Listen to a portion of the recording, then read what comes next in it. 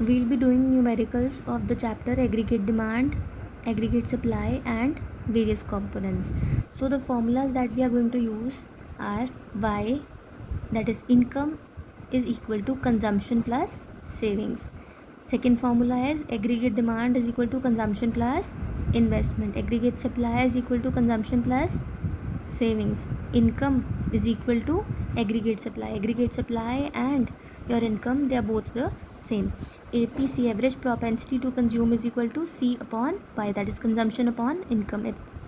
Then average propensity to save is savings upon income. Marginal propensity to consume is equal to change in C by change in Y, that is change in consumption by change in income. Marginal propensity to save is change in savings divided by change in income. So these are the formulas that we are going to use for solving the numericals of this chapter. Number 1, we have the question income and savings are given. He has asked us to calculate marginal propensity to consume and average propensity to consume. Now I know that the formula of marginal propensity to consume is change in C by change in Y, and of average propensity to consume is C upon Y. So first of all we have to calculate C, we have to calculate consumption. We are given income, we are given savings. If we subtract savings from income, that is we are using the formula Y is equal to C plus S. We are using this formula. Savings are already given, income is already given. Can we calculate C? Yes. We have to subtract income and savings and you will get C. 0 minus 20 is 20. It's positive 20. Now how did you calculate it? See, income मेरे पास कितनी है? 0. How much is the savings? Minus 20. C plus minus 20. So when this goes on this side, it will become, when 20 goes on the other side, it will become positive. So C will become 20. It's a positive 20. Now 50 minus 10 will be 60. 100 minus 0 will be 100. 150 minus 30 will be 120. 200 minus 60 will be 140. Alright. Now how will we calculate average propensity to consume? You will do C upon Y. So 20 divided with 0, you will get not defined. You will get not defined. Okay. Anything divided with 0 is not defined. Now 60 divided with 50, you will get 1.2. Then 100 divided with 100, you will get 1. I'm doing nothing, I'm just dividing C with income at every level. Okay. Next 120 divided with 150, you will get 0.8.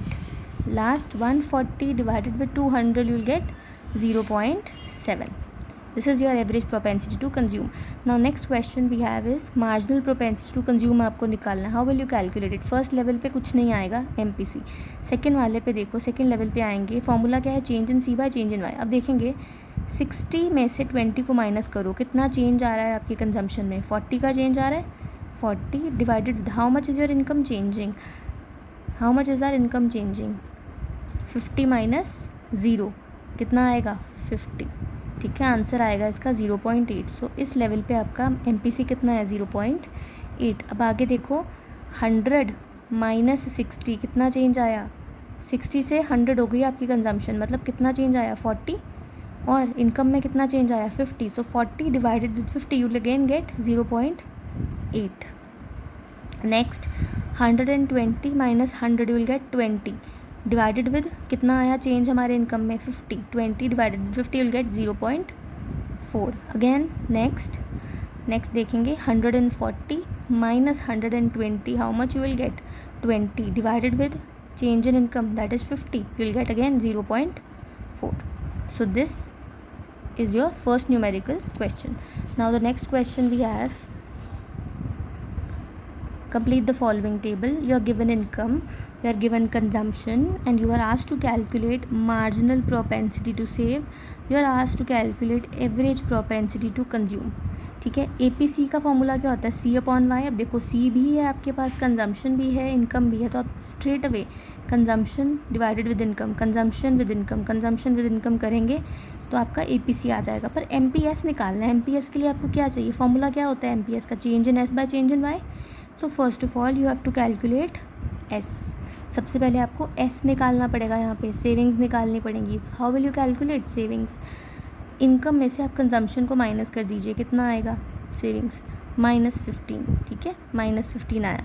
Then 50 - 50 कितनी savings है, 0। 100 - 85 savings कितनी है, 15। 150 - 120 how much are your savings, 30, ठीक है।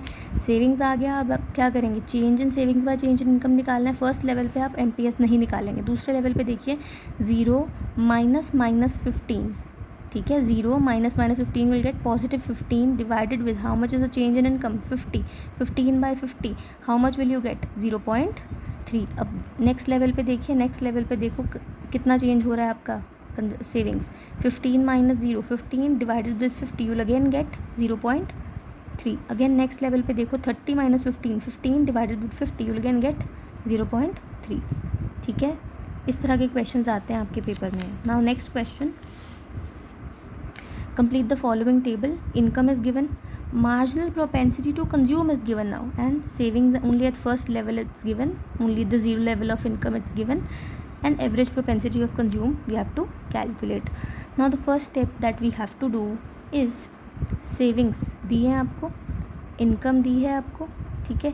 पहला step आपका यही रहेगा, आप कंजम्पशन ढूंढेंगे, ठीक है। फर्स्ट स्टेप क्या रहेगा हमारा, कंजम्पशन ढूंढना। अब देखो 0 में से आप सेविंग्स माइनस कर दीजिए, 0 - -30 you will get 30 positive as your consumption. First consumption आ गई हमारे पास 30। अब आप ध्यान से देखो नेक्स्ट, इसने क्या दिया है, marginal propensity to consume. Marginal propensity to consume का क्या फॉर्मूला होता है, मार्जिनल प्रोपेंसिटी टू कंज्यूम का भाई फॉर्मूला होता है change in C bye change in Y, ठीक है। आप चेंज इन C नहीं निकाल सकते, चेंज इन C निकाल सकते हो कैसे, बिकॉज आपको क्या दिया है यहाँ पे, चेंज इन इनकम आप निकाल सकते हो यहाँ से, यस, ठीक है। चेंज इन इनकम निकालोगे, MPC आपको दिया है, तो चेंज इन C आपका आ जाएगा हर एक लेवल पे, yes, you will get change in C, so you will get change in C, so you will get change in C when ever you required. देखते हैं हमारे पास MPC कितना है, 0.75, ठीक है। 0.75 हमें क्या दिया है, MPC दिया है। चेंज इन C हमारे पास हमने निकालना है। चेंज इन इनकम कितना होगा बताओ, 100 - 0 कितना आया, 100। सो इसको मल्टीप्लाई करेंगे, क्रॉस मल्टीप्लिकेशन हो जाएगी तो 75 आ जाएगा आपका चेंज इन C, ठीक है। तो मतलब यहाँ पे 75 प्लस होकर आएगा आपका, ठीक है। चेंज इन C का मतलब क्या है, जो चेंज हुआ C के अंदर, not actual C। Actual C कैसे निकालोगे आप, 30 में प्लस कर देंगे 75, ये आ जाएगा आपके पास 105। अब again you look at the next level, next level में देखो कितना है आपका MPC, फिर से 0.75 है, ठीक है, 0.75 है। इनकम में कितना चेंज हो रहा है, 100 से चेंज हो रहा है, तो अगेन आपका जो चेंज इन C है वो कितना है, 75 है। You have 75 as your, you have 75 as your change in C, you have 75 as your change in C। तो 105 में आप अगर 75 को ऐड करेंगे, ठीक है, 105 में 75 को ऐड करेंगे आपका आ जाएगा 180, ठीक है। ये 180 आ जाएगा आपका एक्चुअल C। अगेन 0.75 है, चेंज 100 है, तो चेंज कितना हुआ होगा, 75 का चेंज हुआ होगा, तो ये आपका आ जाएगा 180 and you have to add 75 in it, so you will get 7 is 15, 255, 255 will be your consumption. Now you have consumption, तो आप APC निकाल सकते हैं, yes। how will you calculate APC, 30 divided with 0, 105 divided with 100, 180 divided with 200, 255 divided by 300, you will get APC।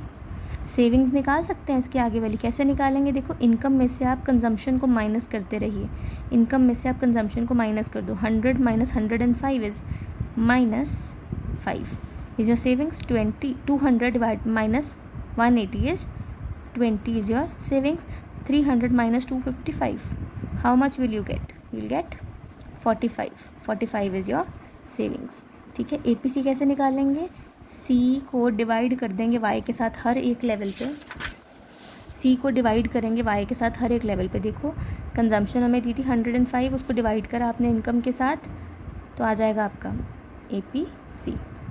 That's all with the questions. Thank you.